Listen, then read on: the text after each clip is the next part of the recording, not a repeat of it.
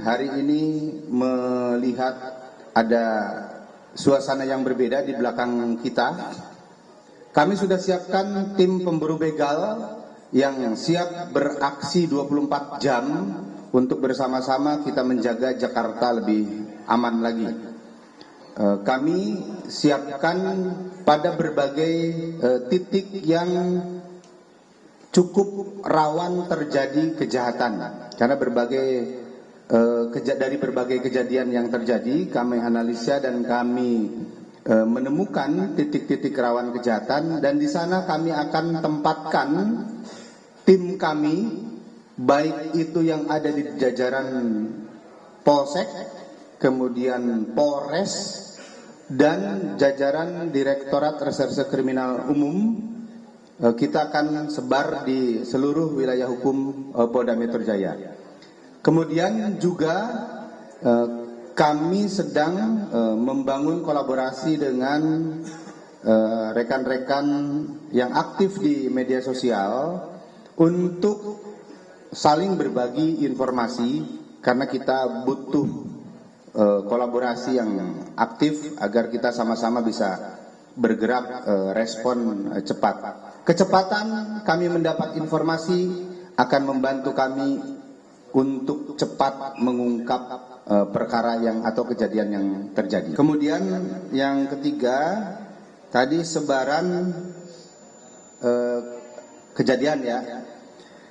Tadi sudah kami sampaikan dari 171 laporan polisi dengan 103 orang tersangka itu terdiri dari 86 kasus curat, kemudian 10 kasus curat pencurian dengan pemberatan, kemudian pencurian dengan kekerasan, dan curanmor dengan kasus 75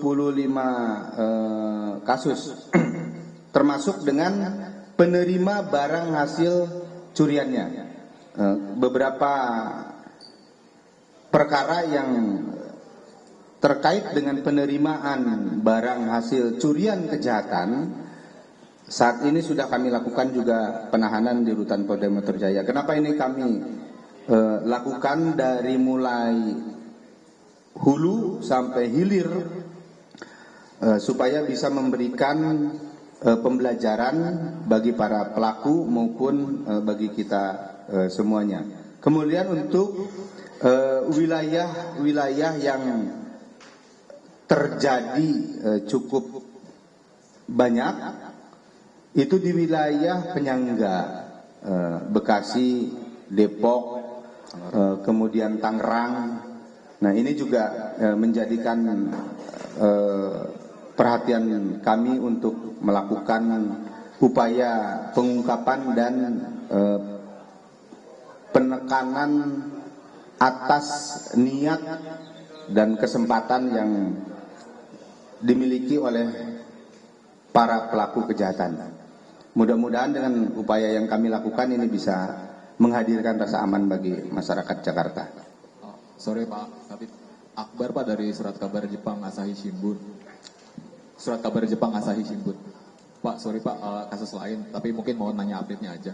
Hari Rabu kemarin kan Kedutaan Besar Jepang sudah merilis statement soal dugaan prostitusi di bawah umur dan mengimbau agar WN Jepang yang ada di Indonesia, ekspatnya, untuk tidak terlibat karena bisa kena jeratan pidana pada saat ini. Pak, kami penasaran Pak, investigasi update-nya itu seperti apa Pak? Sejauh ini kan kita masih terfokus ke area Blok M, cuman berdasarkan penelusuran kami itu ada di beberapa wilayah yang lokalisir semi ilegal Pak, baik di wilayah Jakarta maupun wilayah penyangga. Apakah sudah ada temuan pelaku, korban, dan jaringan prostitusi anak ini Pak? Terima kasih Pak. Baik, tadi dipertanyakan ada berapa yang dilakukan tindakan tegas dan terukur.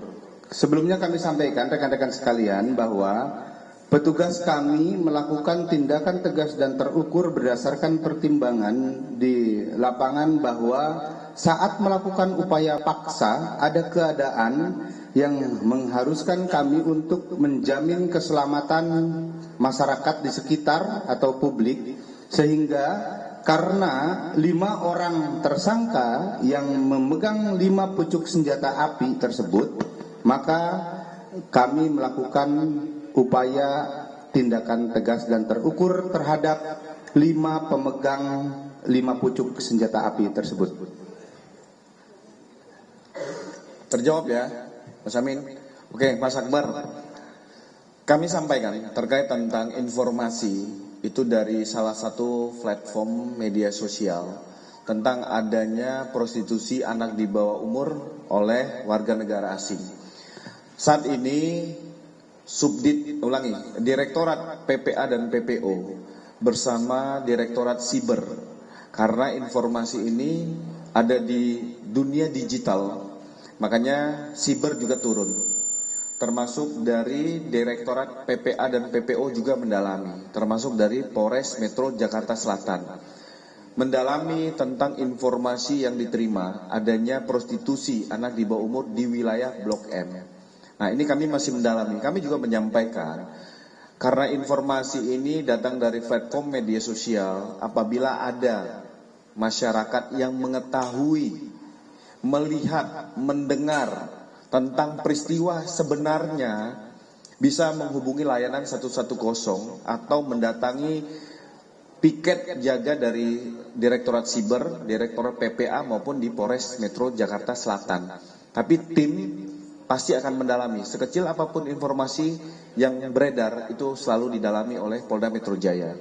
Yang kedua, tentang adanya indikasi prostitusi anak di bawah umur oleh warga negara asing yang terjadi di tahun lalu di wilayah Taman Sari.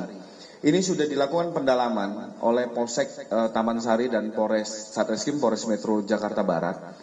Ternyata yang bersangkutan bukan merupakan seorang anak, sudah dewasa usia 18 tahun.